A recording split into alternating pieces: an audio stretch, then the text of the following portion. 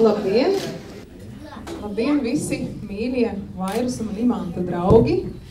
Labdien visi tie, kurus mēs mīļi aicinājām uz Latvijas institūtu! Jūsu atsaucība bija tik liela, ka mēs mainījām telpas uz lielākām un droši vien ļoti liktenīgām, jo tepat aiz muguras Rīgas pils ir simboliski, un tepat arī ir Nacionālais kultūras centrs, kas, protams, ir tik ļoti saistīts ar mūsu nemateriālo kultūru. Un tāpēc liels prieks jūs visus redzēt. Es ceru, pirmās stundas laikā jūs iesaistīt tādā nelielā sarunā, intervijā, un tad arī kaut ko nobaudīt no muzikālās saules. Un vispirms es gribēju pastāstīt, ka pāršķirstot Imanta Freiberga sakārtotās Laimas dziesmas, Laima mūža licējiņa, tāds ir grāmatas nosaukums, es uzdūros tādai rindai, jeb divām. 4 dienas man pagāja ar Laimiņu runājot. Šī arī ir 4 diena, tāpēc ļoti zīmīgi, ka mēs šo sarunu varam sākt tieši ar Imanta Freiberga sastādīto grāmatu, un tamdēļ es gribētu dot vārdu vispirms Imantam un arī Vairē, un lūgt mazliet nokomentēt, kāpēc tad tieši 4 dienās bija jārunā ar to Laima, un kas vispār ir latviešiem Laima. Lūdzu.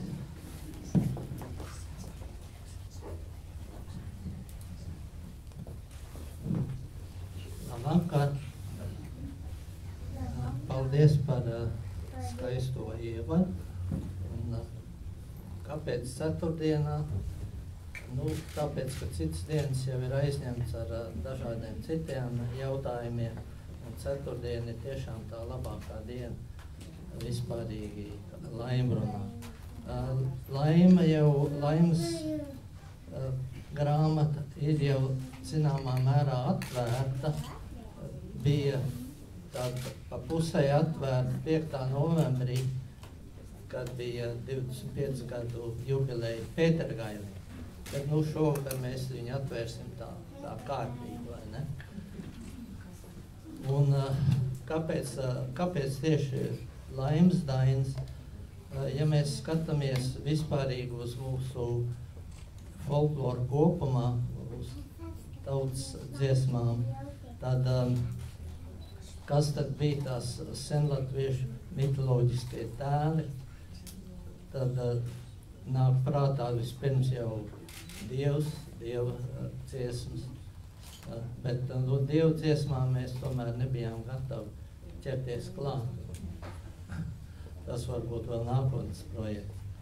Saule, nākamā, es runāju tieši, cik to dziesmu ir, vairāk par 4000, saules dainas, par tām vairāk pastāstīt. Nu, pēc tam tad tiešām ir Laima. Laima ir pār par 2000 dziesmām. Un tātad katrā ziņā interesants tēmats, un arī tomēr apjomā tāds, kam var ķerties klāt. Un ja runā par izdošanu, tad, redziet, Dainis iznāca kāds 300 lapas, mitoloģiskā saule vien jau turpat pie 600. Bet tas nenozīmē, ka par laimi būtu maz sakām. Jūs jau droši vien paši izlasīties un apstīties, kas katram vistuvākais ir, bet laime arī ir tāds mūža licēņi mums, tādēļ interesanti tiešām katram tur paskatīties, ko viņš var atrast, kas viņam nodara. Es gribētu vēl pateikties īpaši saviem, zinām, mērā līdzautoriem, vairāk par otro nodaļu, kas dod skaidrojumu par laimes nozīmi tieši. Un īpaši Beatrisai Reizānei, kas izskatīja cauri visus dialektus un rakstības, un bez kuras tad būtu daudz grūtāk, teiksim, pateikt, vai ir tieši pareizā dialektā vai nav. Tā ka liels paldies.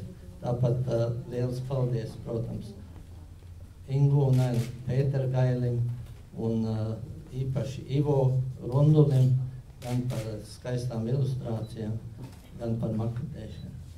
Paldies! Es tiešām gribētu uzzināt, vai tā laime latviešiem bija tā kā fortūna. Dažkārt mēs saprotam šodien savu kultūru labāk, ja mēs salīdzināmies ar citiem. Noteikti. Un viņai ir arī sava ēnas puse, viņai ir nelaime nāk līdzi. Un cilvēku mūžu lemjot ir tā, dažādi apsvērumi. Kur laime atrodas tajā brīdī, ka viņi pieņem savu likumu par to, kādam mūžam būs jābūt šim cilvēkam. Un otrs ir, vai viņai izdodas, kā teikt, nelaime nogrūst no laipas, piemēram, ja abas divas iet pa laipu, tad dziesma prasa, lai tā laime iedūms kā nelaime mugurā un lai viņa nosaka, kāds tas mūžs būs. Nelaime, jā, viņa var iejaukties, bet, diemžēl, bieži mūsu līdzcilvēku vietā. Un to mēs visi labi zinām, ka lielāko ļaunumu viens otram bieži izdara cilvēku, tāpat kā arī lielāko labumu. Ir tādas rindas, piemēram, tāda vairāk pantu vienība, kas saka tā: ļaudis saka manu laimu ūdenī noslīkuši. Mana laima kalniņā, pin sudraba vijumiņa. Tātad tas simbols, ja viņa ir noslīkusi, jeb ūdenī, jeb dubļos, jeb kaut kur lejā, tad tas ir paredzams slikts un neveiksmīgs mūžs, bet ja viņa ir kalniņā, tātad tas kontrasts ap lejā un augšā, tā teikt, tuvāk debesīm, tad tas sagaidāmais mūžs labs, bet tad ir interesanti, ko viņa dara. Pin sudraba vijumiņu, uzpinusi vijumiņu, sien pie laba tautu dēla. Un es varu tikai laimai pateikties, ka viņa to vijumu pareizi novijusi un pie pareizā tautu dēla man arī pievijusi. Imant, vai Vaira bija jūsu laimība? Viņš nesīs. Tas citādi varētu būt. Es tikai nezinu, vai tiešām tā bija ceturtdiena, kad mēs satikāmies, bet droši vien jau. Paldies, un tagad es gribētu dot vārdu Ingūnai Cepītei, izdevniecības Pētergailes vadītājai. Viņai ir sakrājušies daudz paldies vārdu. Jā, paldies vārdi tiešām ir daudzi. Protams, es vēlos atcerēties pavisam īsi to mūsu kopā ieto daudzo grāmatu ceļu. Dažas grāmatas jau ienākot priekštelpā bija redzamas gan latviešu, gan franču, gan angļu, somu valodās. Ir dažādi ceļi ieti, ir dažādu zemju takas, laimes takas un grūtākas takas, bet vienmēr, ja mēs runājam par mitoloģiskās saules autori, kas ir lielais noslēdzošais sējums šajā ciklā, viņa auditorija ir klausījusies ar milzīgu interesi, vai tā ir bijusi Sorbonas universitāte Parīzē, vai tā ir bijusi Londona, vai tie ir bijuši latvieši Straumēnos. Vienmēr viņā ir klausījušies ar lielu interesi, vai tas ir bijis par folkloru, vai tas ir bijis par citām tēmām. Un Imants Allažs ir bijis līdzās, klātesošs ne tikai dzīvē, ne tikai daudzos braucienos, bet klātesošs arī grāmatās, arī caurskatot grāmatas. Un milzīgs paldies viņam, un ir prieks, ka šodien šeit uz galda stāv ne tikai šīs daudzās Vairas Vītas Freibergas grāmatas un šīs milzīgais mitoloģiskās saules sējums, bet arī Imanta Freiberga apjomīgā sakārtotā izlase, kas arī ir daudzu gadu darbs. Un, protams, ir ļoti daudzi paldies, bet pirmkārt, skatoties uz šīm grāmatām, šodien klātesoši ir daudzi no tiem, kas bija Kultūras akadēmijas zālē pirms 5 gadiem, kad mēs atvērām rozā krāsas grāmatu. Un šķiet, ka vienīgi viena cilvēka nav mūsu vidū, kurš tik skaisti attēloja savas ilustrācijas un tik filozofiski atklāja, kāpēc viņš šādi ir ilustrējis. Un mēs pārunājām, kā būs ar zilo grāmatu, vai mēs tur liksim to rāmīti. Es teicu, nē, Ilmāram Blumbergam mēs neliksim rāmīti. Grāmatā viņš pats teica, es nemiršu. Un viņš nemirs, viņš dzīvos gan šajā, gan arī savās iepriekšējās grāmatās. Tā kā arī šodien viņš tomēr ir mums visiem klāt esošs. Un, protams, arī autori minēja par šo te milzīgo pateicību redakcijas komandai, pirmkārt māksliniekam Ivo Grundulim, Sigitai Kušnerei, bet es šobrīd gribētu teikt lielo paldies tiem cilvēkiem, kam pateicoties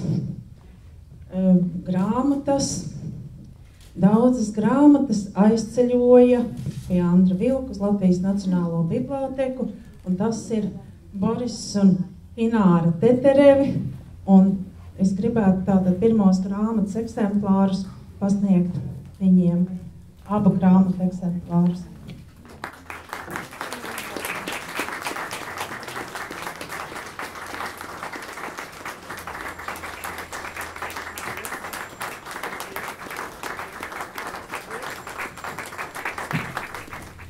Jā, un te mēs runājām par līdzautoriem. Imants minēja Beatrice Reidzāni, un es gribētu pasniegt viņai Laimes Dainas.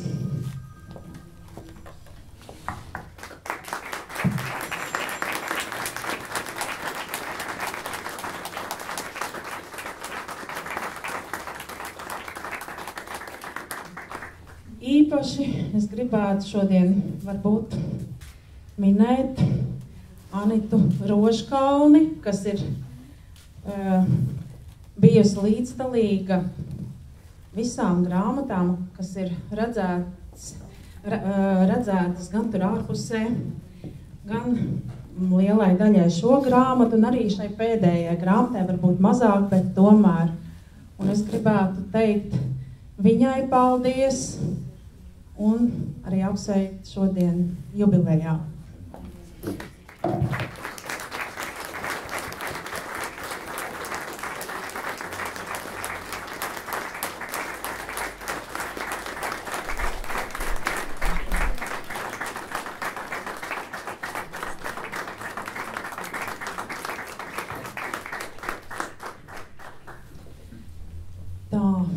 Un tad, kas būtu, ja nebūtu mūsu mājas saimnieces? Es gribētu teikt lielu paldies Signei Bujātei, jo te jau Aiva Rozenberga minēja, ka pēdējā brīdī tiešām mūsu viesa pulks. Tā mēs sapratām, ka mums vajag nama māte, un mums ir brīnišķīga nama māte. Un paldies!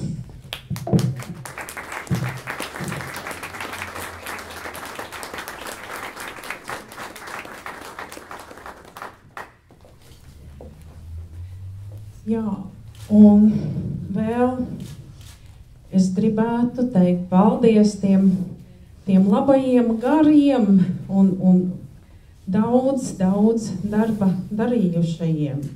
Es gribētu sveikt ar grāmatām arī mūsu šīs dienas, tomēr arī saimniekus Latvijas institūtu, no kura ceļu ir sākusi mūsu prezidenta Vaira Vīķa Freiberga, un šobrīd, teikt, institūta vadītāja ir Aiva Rozenberga. Gribētu teikt paldies ar grāmatām institūtām un ar ziediem pašai Aivai par lielo ieguldījumu.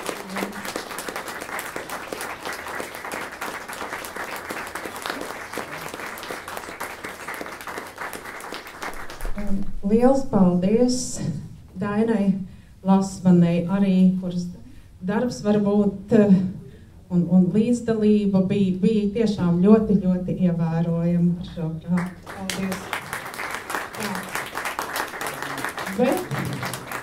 Bet paši tie galvenie vaininieki, grāmatu viņi ir redzējuši, bet vislielākā pateicība ir, protams, autorei Vairai Vīķei Freibergai. Pirmkārt, ka viņa šo daudzo gadu laikā ir atradusi laiku, spēku, pacietību. Jā, pacietību strādāt arī ar dažādiem gan redaktoriem, mākslinieks bija viens, bet tomēr pirmkārt, kā viņa ir atradusi laiku tam visam, jo man šķiet, tas ir grūti aptverams.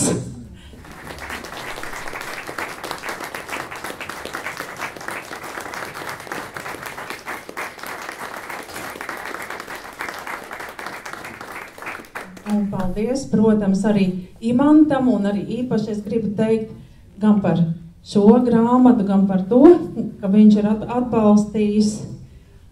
atbalstījis prezidenti un atbalstījis visu šo grāmatu, arī tapšanu, gan caurskatot materiālu, arī par to. Paldies!